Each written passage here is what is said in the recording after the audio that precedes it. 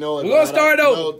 No. All right. Like, I'm scared of guns, man. I can't take that chance. All my Vietnam veterans, welcome home. All my people in Germany. Good night. All my active duty military personnel that's downrange. Night. It is now time for the field grade Article 15.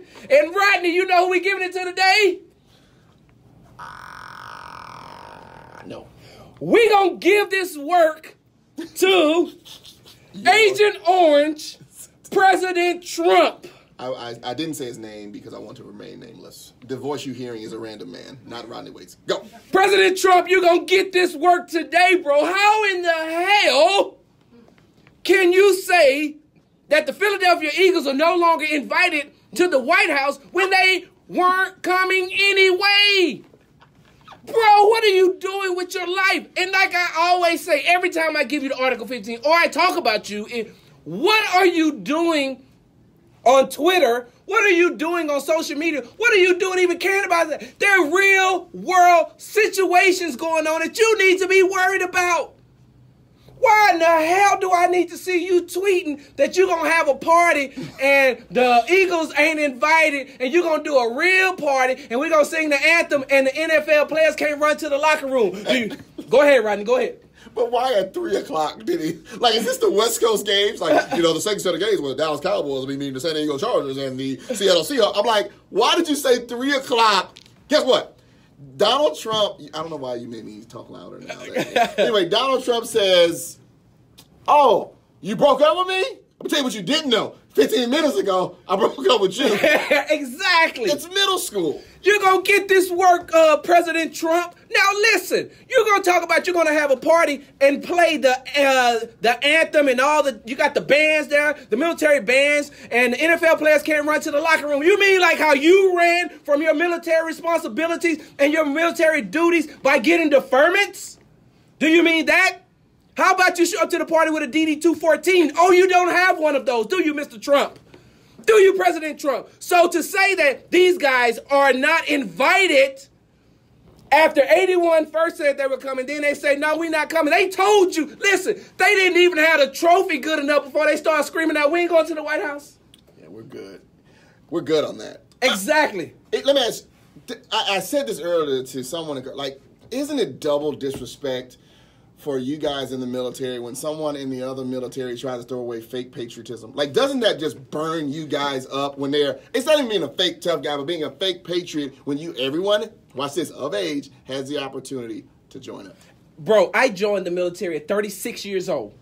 36. I was already a grown man. But you know what burns me up more, Rodney? We'll talk about this later. Stolen valor falls under the First Amendment right. Right? Your freedom of speech. Yes. Stolen valor. You know what stolen valor is, right? You can go out right now, Rodney, and buy a full dress blue, wear it, and say that you were in the Army and never was in the Army. And it falls under your First Amendment right for freedom of speech, right?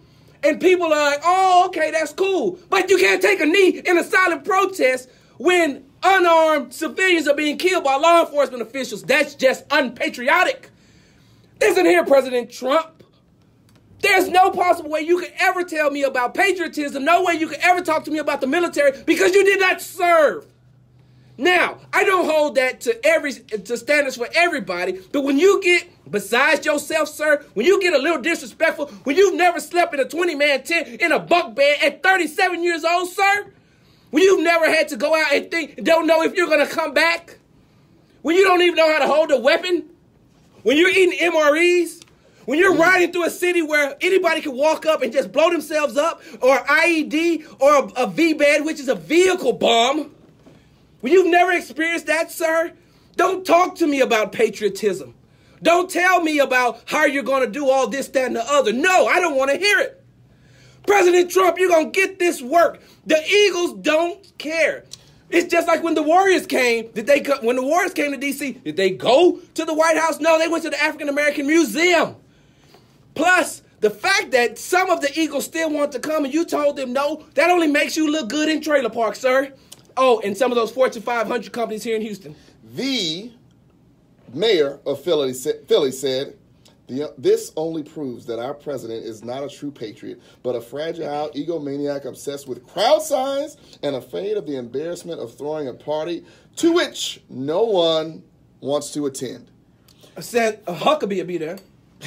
She will be there.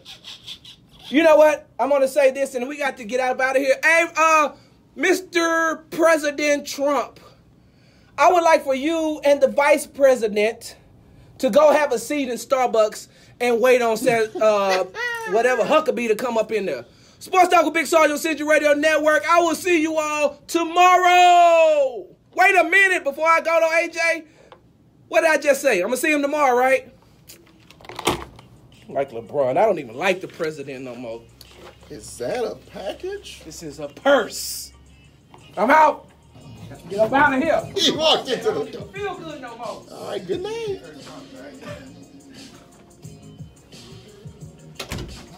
I'm out.